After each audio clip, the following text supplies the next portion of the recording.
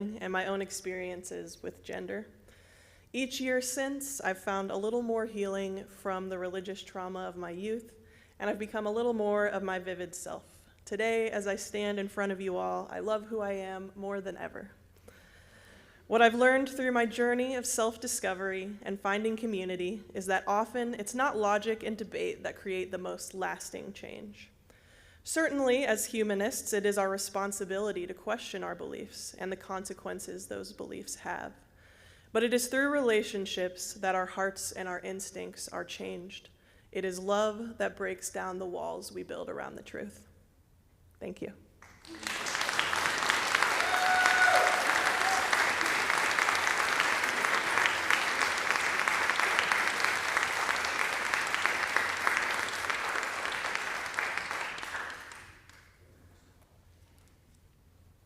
Thank you, Ari, so much. I, for one, need more and more education about non-binary, and I think many of you do too. So I appreciate your braveness to come forward and talk about some of the things that you've been through and where you are now. Thank you. We're now going to have our second musical presentation. The name of it is Winter's Kiss by Debbie Lennon and Nick Schluter. Please welcome again the Pfeffer Trio featuring Debbie Lennon. Thank you so much. My friend Jeremy Pfeffer reminded me yesterday at our rehearsal that I had started writing this song around this time of year 2 years ago, and I love the winter time. But around the end of February or March, we start to see glimpses of spring. And winter is not just cold or bitter. And I remember as I was writing, I was sitting in front of my fireplace and listening to the beautiful music of Poulenc.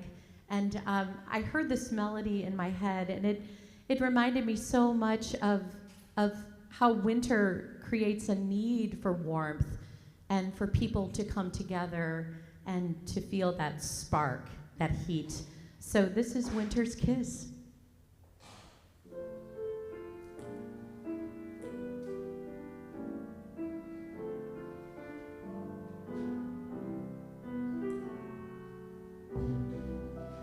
Winter's kiss melts my heart. Icy bliss draws Cupid's dart toward a magical wonderland with you. Winter's kiss, all aglow, Arctic crystal, world of snow, holds a whimsical wonderland with you. Fragrant frost, perfume the air. We were young, without a care. Heightened senses of desire, all wrapped up in your arms. Your lips warm like the fire.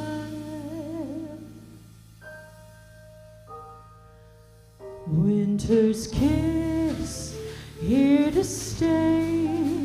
All my troubles drift away as I fall deep and so in love with you. In a magical, merry, whimsical, fairy, wonderful land with you.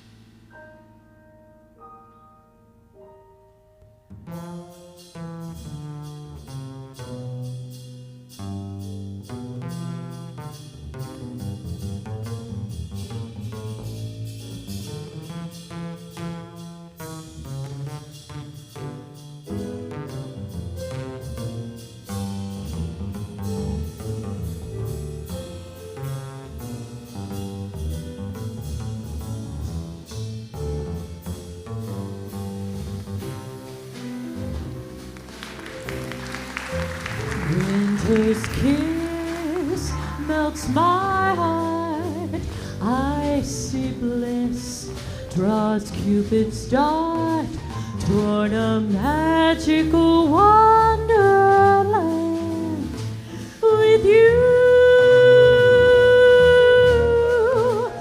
Winter's kiss, all aglow, Arctic crystal, world of snow, holds a whimsical wonderland with you. Fragrant frost perfume the air. We were young without a care. Hiding senses of desire, all wrapped up in your arms. Your lips warm like the fire. Winter's kiss, here to stay. All my troubles drift away as I fall deep and so in love with you. In a magical, merry, whimsical, fairy, wonderful land with you. In a magical, merry, whimsical, fairy, wonderful land with you.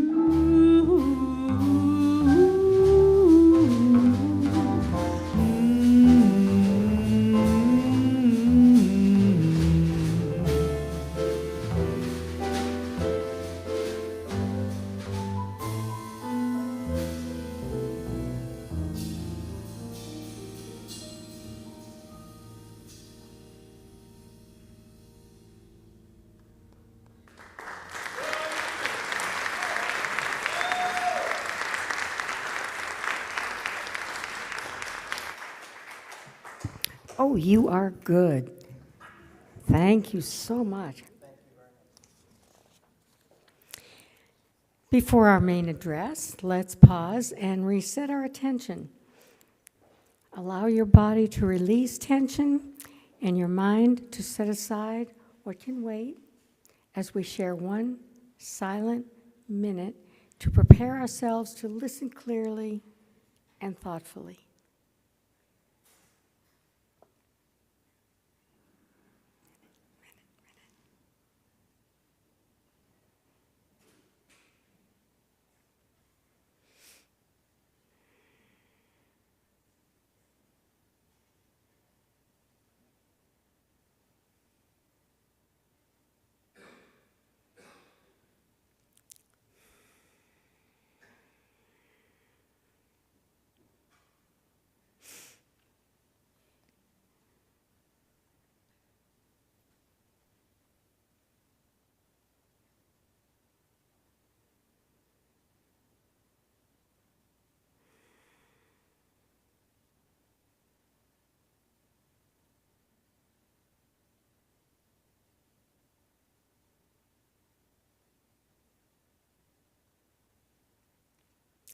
Thank you.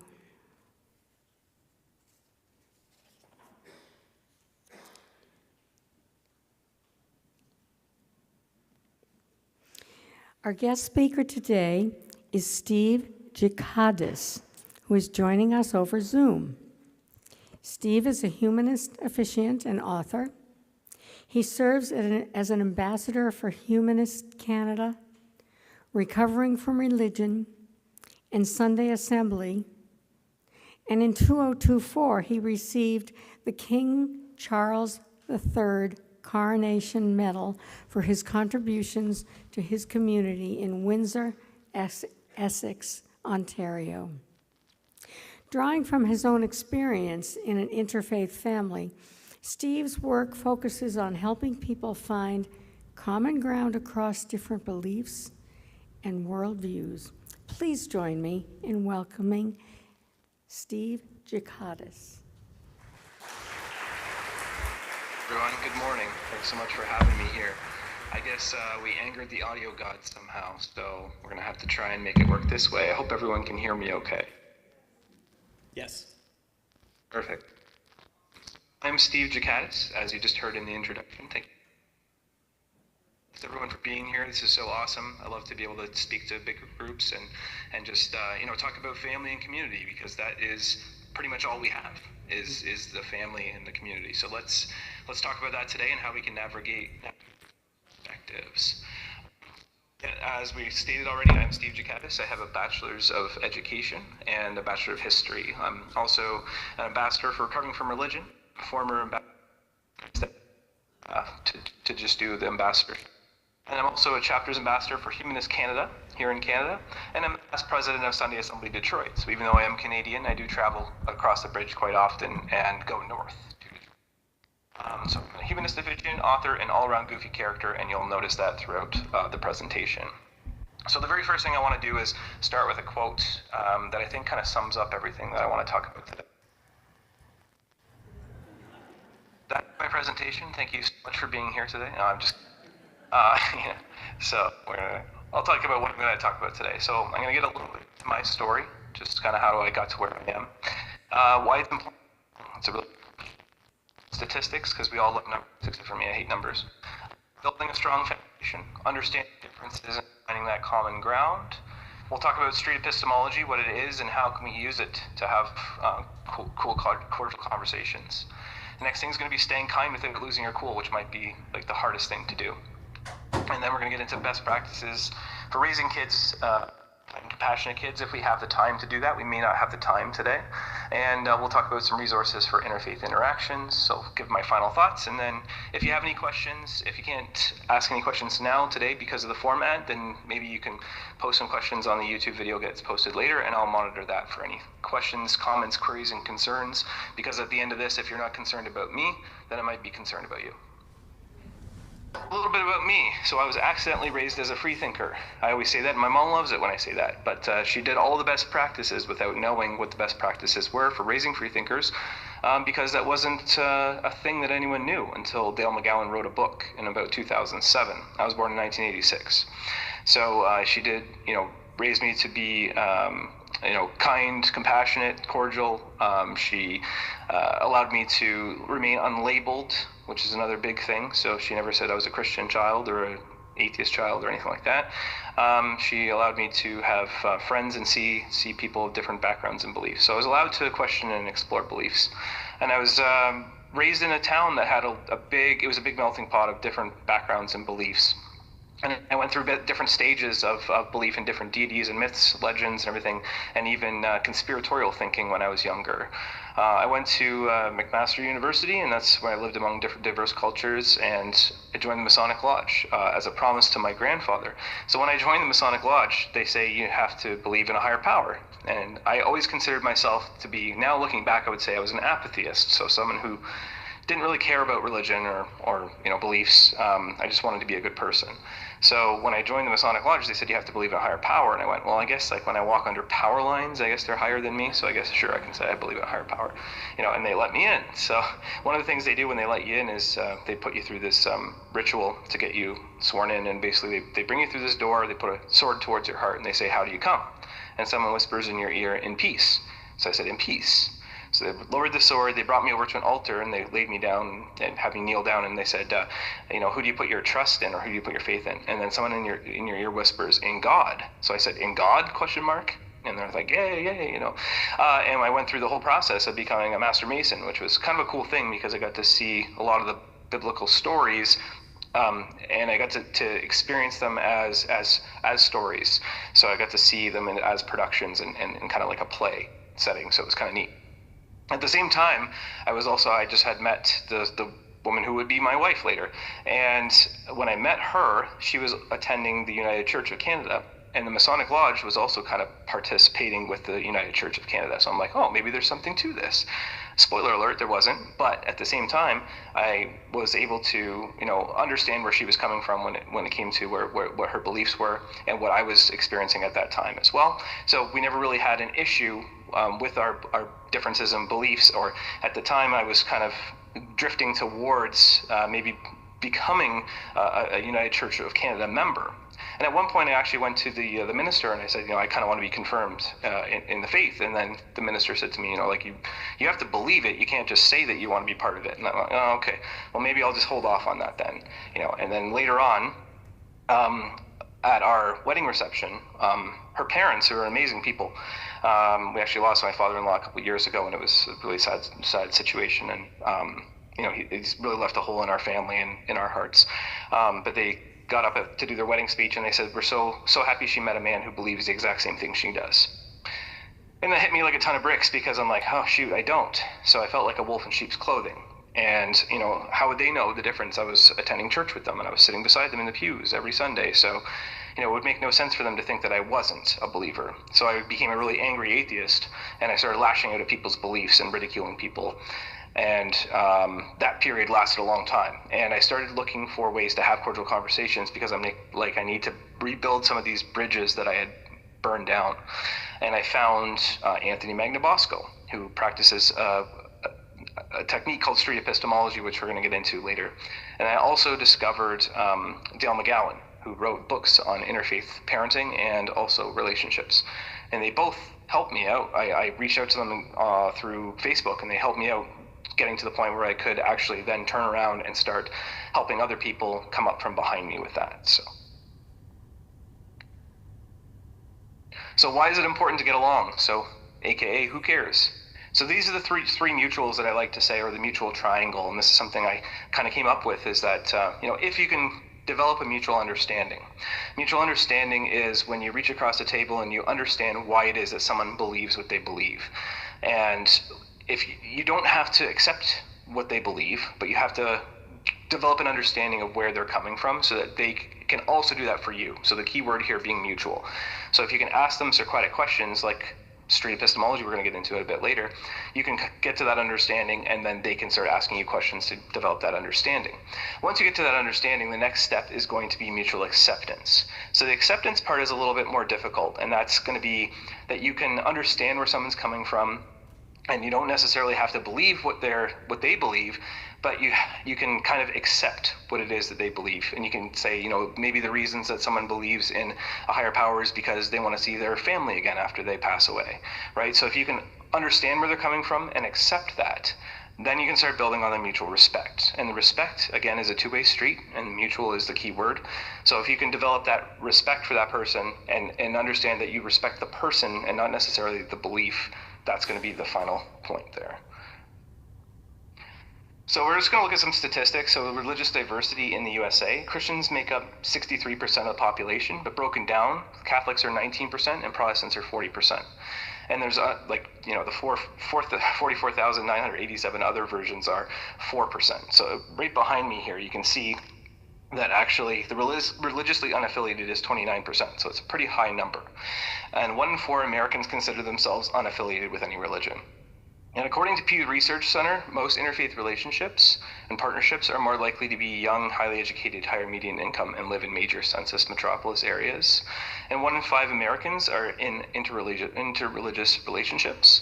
And 40% of the Americans who have married in the past decade are in interfaith unions, and that number is shrinking. And the reason why it's shrinking is because there's more people that are actually slipping into the nuns category, the people who don't affiliate with any religion. So the 40% of Americans who are married to the interfaith unions, that number is going to be shrinking. So why are communities so diverse? So in the past, it wasn't unusual for people to grow up in a small community surrounded by people of the same faith. So you think about like farming communities, you think about like, Mennonite communities, and neighborhoods used to be sectioned off by religious and religious denominations and different religions. So think about like Ireland with the Protestants and Catholics. Think about it in Islamic countries, you have like the Sunnis and the Shiites and stuff like that, right? So a lot of them are separated into different neighborhoods. And people used to move once or so in a lifetime, usually in the same community. So a lot of times people would, get married to the person 2 doors down from them, and they would stay in the same community. And now people move on an average of 11 times in a lifetime, and that's usually due to school, work, family, leaving the community in general. And then, college and university, it's usually the first time that people get to experience different worldviews. And attendance in universities is up 2,000%. Or 2,000%, 200% since the 1950s. So, this is an age where people start getting their first very serious relationships and start thinking about their self and what place they have in the world. And, 3 to 4 people are now living in communities with a huge diverse culture and religious background. So this is an important thing to think about when you're building a strong foundation for conversation. So if you're about to get into a conversation that might get a little bit heated, or it's something, maybe politics or religion, that it might cause some hackles to raise. So this is just some questions. You don't have to put your hand up or anything like that. It's kind of rhetorical questions, but just to think about this stuff. So who here would say they have a solid confidence in at least one aspect? So it could be public speaking, it could be reading, could be writing, anything that you think that you have confidence in, and a solid confidence in one aspect of your life. What aspect of your life are you most confident in? So think about that point, right? What is it that you're most confident in? How did you build that confidence?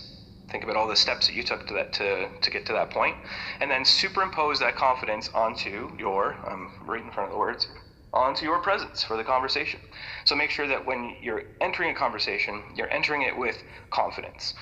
You can be shaky, you can be, you can be talking fast, you can be, a little bit nervous, and that's fine. But if you approach the conversation with confidence, knowing that you've built that confidence in whatever aspect it is, you'll be on solid ground. So understanding differences and finding the common ground, we can talk about street epistemology. So epistemology is the study of foundational knowledge. It's how do you know what you know, right? So for an example, I can say, this chair over here is going to hold my weight. How do I know that? Well, I know that through experience. I've sat on lots of chairs before. I know how chairs are manufactured. But could I be wrong? Sure, because maybe I ate a bit more over the holidays than I should have, or maybe the chair's not manufactured correctly. Maybe the glue isn't holding up, right? So there's cracks in that. There could be a reason for me to be wrong, but I have a strong basis in knowledge for knowing why that thing should hold my weight. The street is just somewhere to practice having conversations, and it doesn't have to be a literal road. The Socratic method is asking open-ended questions that make people think about their epistemology. So making them think about, what it is that they know and why. And then if you put it all together into street epistemology, it's using the Socratic method to gently ask questions to your conversation partner to get them to understand how they came to know what they claim to know. So that's that's a big chunk there, and that's a big thing to try and wrap your head around. But if you want to put it in a way that we kind of already talked about, this is to find that mutual understanding, to find the understanding of why it is someone believes what they believe. So how can we use it? The biggest thing is to start with rapport building. So don't go just guns blazing thinking that you're going to have a really great heated conversation about a topic that is over the top. Just have go and approach the situation like you normally would with somebody you're having a conversation with. You can start with small talk if you really want to, or just kind of just build the rapport with maybe something from the past that about this person. Like, oh, I hear that your mom's recovering from her surgery. How's that going?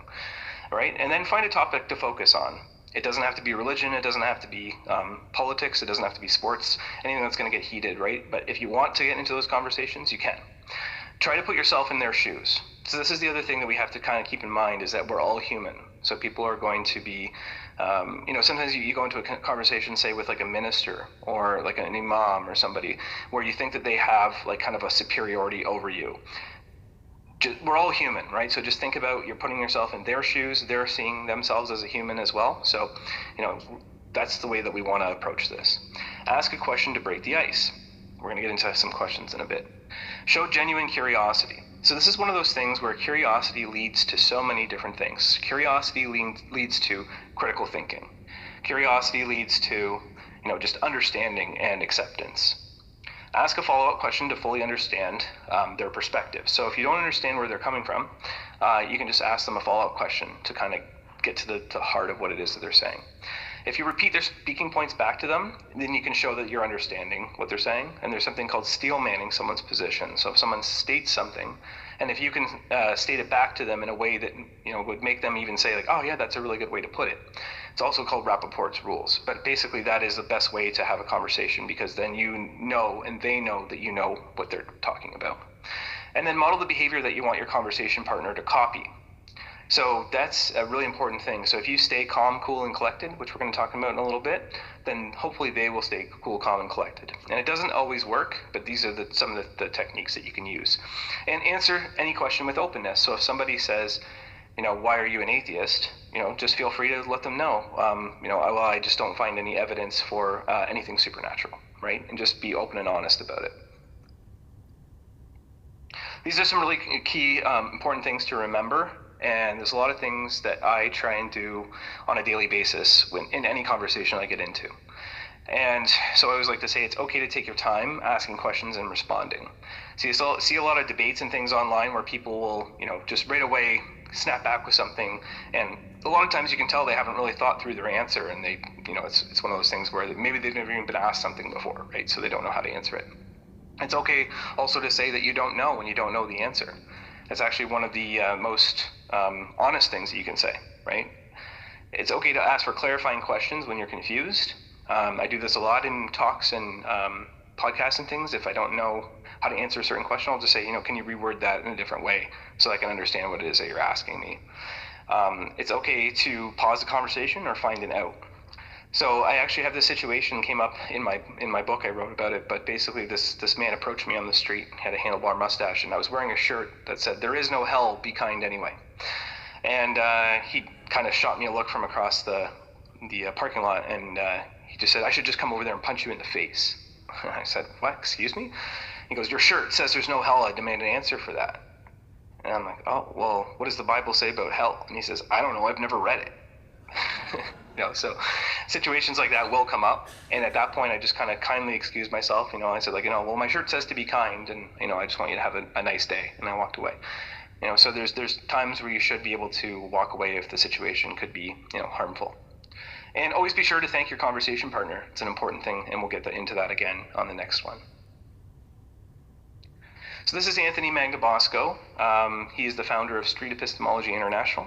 He read a book by Dr. Peter Boghossian and came up with, actually he ended up kind of standardizing the way that we use street epistemology. So he kind of took it to the streets for real, the concepts that were in the book, and started finding ways to have these cordial conversations. He actually wrote the foreword to my book after he had helped me for so many years develop or rebuild those bridges that I had built or had burned. And I also got to meet him for the very first time last year at NanoCon, so that was a really cool experience. So staying kind without losing your cool, and this is one of the hardest things to do. And these are the things that I have to keep in my head every single time that I'm in a conversation. So the very first one is remember why you're there. So you should always have a goal for having a conversation. If your goal is to just have a cordial conversation with somebody who is a family member or a friend, that should be the thing that's in your mind at all times. It shouldn't be, you shouldn't wander onto different things. It should just be like, remember why I'm here. I'm here to have a good conversation. There's different situations where people might have a goal of trying to deconvert somebody or change their mind or something like that. Keep in mind, the only person that can change your mind is you. If you help people, with critical thinking and things, maybe they'll be able to change their mind at some point, but usually they're not going to change their mind over a conversation, right? So if you have the goal of just trying to get a mutual understanding or a mutual acceptance or a mutual respect from this person, keep that in mind. Ask yourself what you can learn from this. This is one thing that I always repeat over in my mind all the time. So if I'm doing a presentation like this in front of people, if I'm talking to somebody on the street, I always keep thinking to myself, what can I learn from this? Because every single situation is a learning experience, and you can pick something from everything that you do that you can carry on with you. And again, remind yourself that this person's in the same boat. They're human. They have thoughts, feelings, concerns, just like you do. And then walk away if you don't feel comfortable. Just like the last example there, just make sure that you're in a safe position to have a conversation, and if someone feels it seems like they're not able to have that conversation, then don't worry about that. Or, just walk away. You don't have to do that. Show your appreciation for the conversation. Again, so at the end, just say, thank you so much for being here. It's been an amazing experience talking with you. If we can pick up again in the future and have a better conversation, or have another conversation, then that would be awesome. Just show that appreciation. So these are some questions that you can say that they sound, some of them sound better than others, right? So when you talk about somebody having a cordial conversation, if someone says something along the lines of, why do you believe in myths? It's really going to start bringing up, the hackles on someone's back, right? A better question would be to say, what gives your life meaning? And you can see the same thing with these other ones here. I don't want to read them out loud because a couple of them are a little bit, extreme, but you know what I mean. If you ask somebody a better conversation, like what convinced you that this is true, or what makes you think that the Bible is accurate, or you'd have evidence of God, that type of thing. Those are the type of questions that we want to see. So this is a really good quote by Dale McGowan, and it's, we must give ourselves a good hard mental swat every time we feel inclined to mock, sneer, or roll our eyes at those whose beliefs differ from our own. I just find that that's a really good quote to kind of sum up, the way that we should be approaching each situation and trying to understand where people are coming from. So I guess we'll skip the kid stuff for now because it looks like we're kind of running out of time, but that's something that we can touch on maybe next time I come. There's a few resources for interfaith dialogue. I have my book up there as well because I do find that it's helping people make connections and have better conversations. There's also a couple books up there by Dale McGowan, so In Faith and in Doubt, and then one, Sharing Reality, How to Bring Secularism and Science to an Evolving Religious World, and then How to Have Impossible Conversations by Dr. Peter Boghossian is good as well. And I've learned that people will forget what you said, people will forget what you did, but people will never forget how you made them feel. And that's by Maya Angelou. And I find that's a really good quote because it gives you the understanding of, that you can make people feel special and you don't have to do anything special. You don't have to show them anything like that. Just being your character and your presence can help people find that. And some final thoughts. I always say, you don't have to be a perfect person, you don't have to be a perfect parent, and you don't have to be a perfect partner. You try your best to do your best, and then when you learn better, when you know better, you do better. And that's also Maya Angelou. It's a really good quote to think about, that we always do our best, and then when we know better, we do better. So if anyone has any questions or anything like that, you can go to the YouTube video afterwards and shoot them in there, and then I will be there to answer them. Thank you so much for being here, and I hope you enjoy the rest of your day.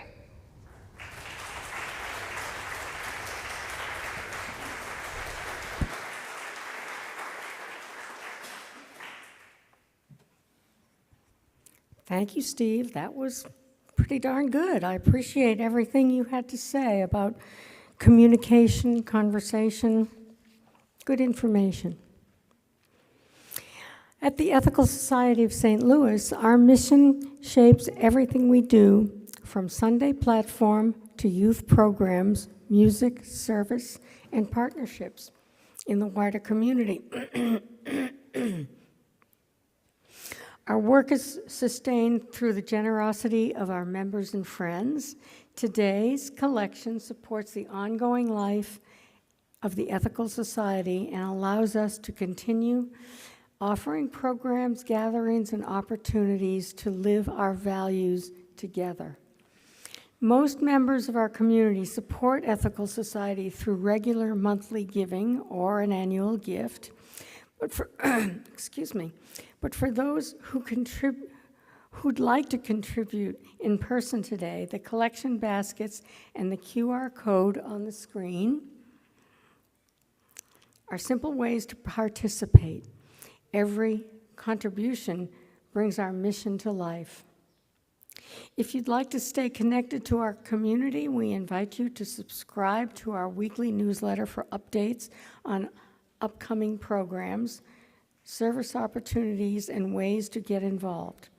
Now, let's take a moment to hear some announcements about what's coming up in the life of our community.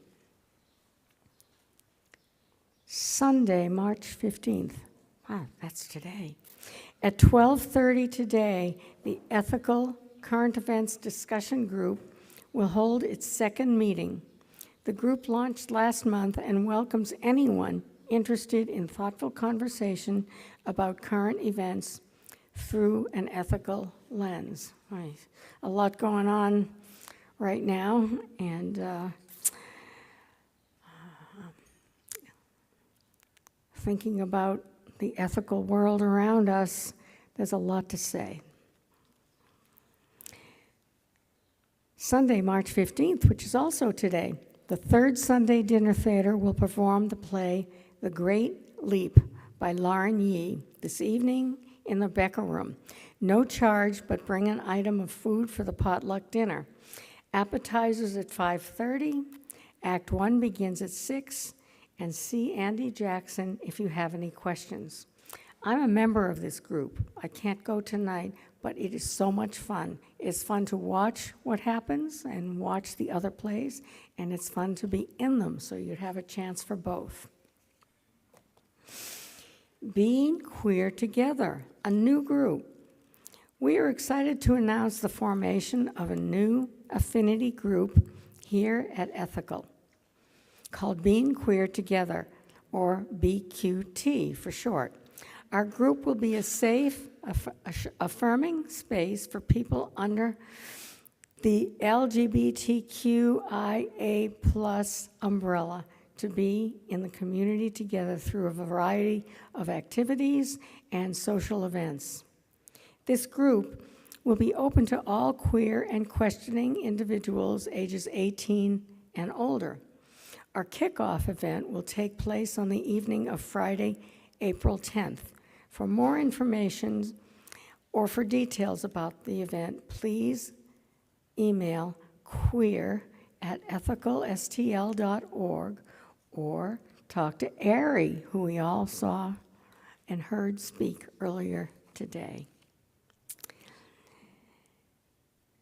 There will be a trivia night, another trivia night at Ethical Society. So much fun. The Ethical Society's trivia night will be back this spring on Saturday, April 18th. Our theme this year is Progress Through the Ages. Put on your thinking caps and join us for a fun, fast-paced evening of trivia that explores human progress through history, ideas, and innovation. Gather a whole team, a few friends, or come solo and test your knowledge across the ages. Doors will open at 6, trivia rounds start at 7, $25 a person, $200 for a full table of 8. You can register online or in the Becker Room after platform today, March 8th through April 5th. All proceeds do go to the Ethical Society. Don't miss out on the fun. You can sign up today after platform and every Sunday before the event.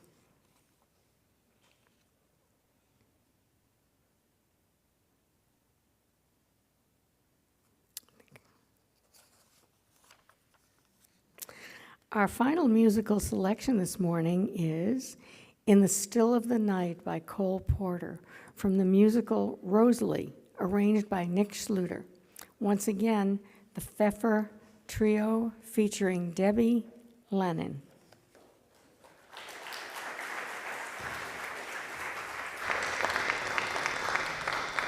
It's been such a pleasure to be with you all this morning. This is one of my very favorite Cole Porter tunes, maybe because of its complexity and diversity and distinction, just like human beings. Harmonically, in its song form, it's different than the Great American Songbook, most of the traditional Great American Songbooks, and the lyrics are to die for. We hope you enjoy In the Still of the Night.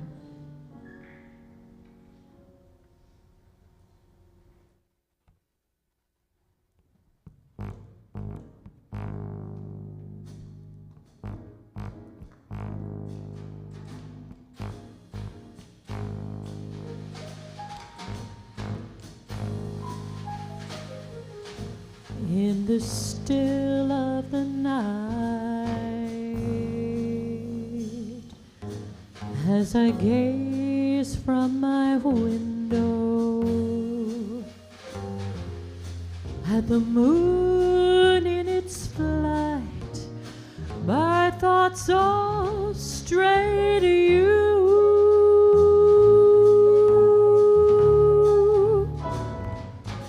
In the still of the night, while the world is in slumber, all the times without number, darling, when I said to you,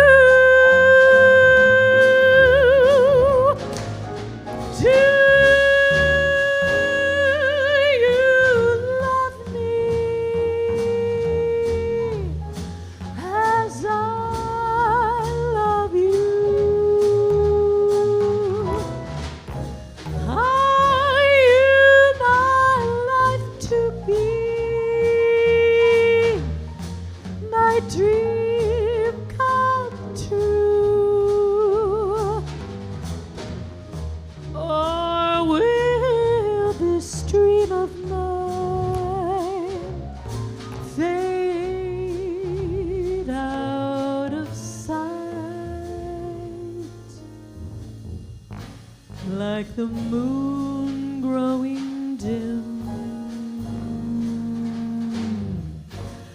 on the rim of the hill, in the chill, still of the night.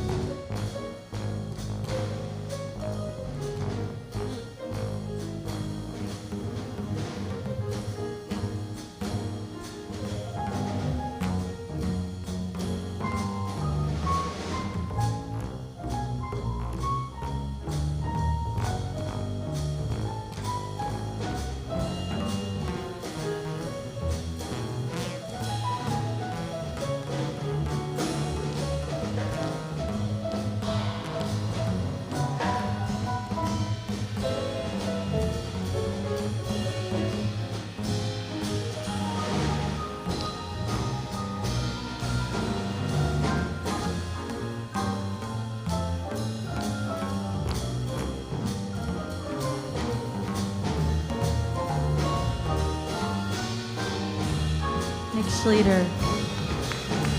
Do you love me as I love you? Are you my life to be,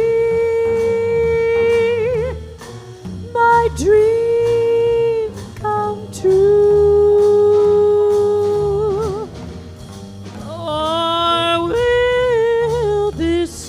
Of mine fade out of sight, like the moon growing dim on the rim of the hill, in the chill, still of the night.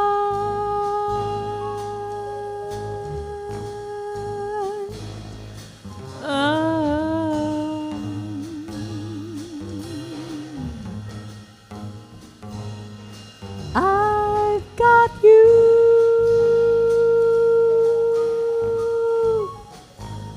under my skin.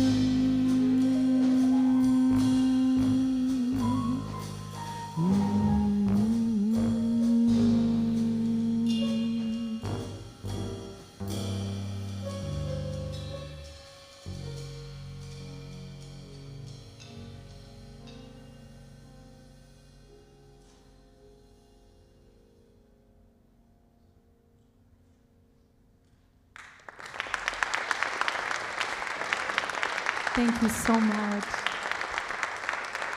Thank you.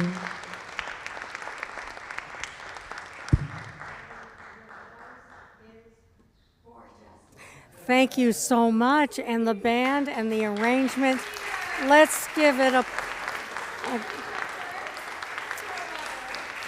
thank you. Thank you to the Pfeffer Trio, featuring Debbie Lennon, for sharing their music with us this morning and creating such beautiful atmosphere for reflection. And thank you, Ari Wynn, for offering our opening word, it's not opening words anymore, but that's what it says here, and helping us begin our time together with intention. And thank you for Steve Ghikadis for joining us virtually today and inviting us to reflect on how we navigate differences in belief while building strong families and communities. And this might be an especially difficult kind of thing to do these days with certain people. You know what I'm talking about. A special thank you as well to our ASL student interpreters, Nicole and Teresa, for helping to increase accessibility in our community. After platform, we invite you downstairs for coffee and conversation. Learn more about our community at the visitors table or explore humanism and ethics in our library. As you head into the week, may you stay curious, care for one another, continue building bridges across differences, and communicate with heart. Thank you for being here this morning. We look forward to seeing you again.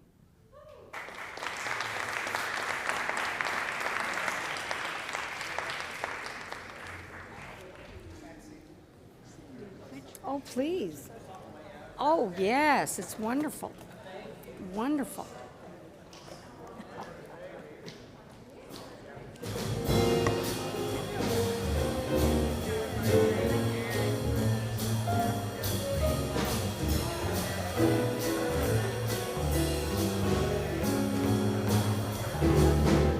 I just found out about love and I like it. Yes, I like it. I like what love has been doing to me. I hold you close in my arms and I like it. Yes, I like it. Oh, what a wonderful future I'd see. It's a one time only. It's a lifetime deal. Somehow I know that it's real. I can tell by the way that I feel. Right now I'm living it up and I like it. Yes, I like it. Hey you, give me a clue.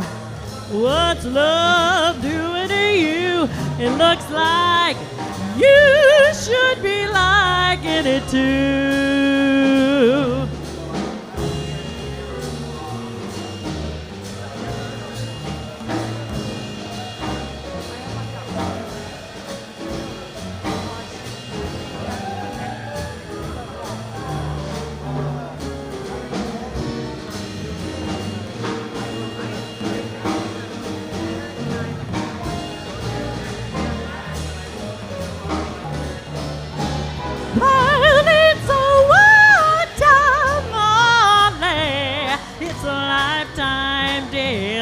Somehow I know that it's real.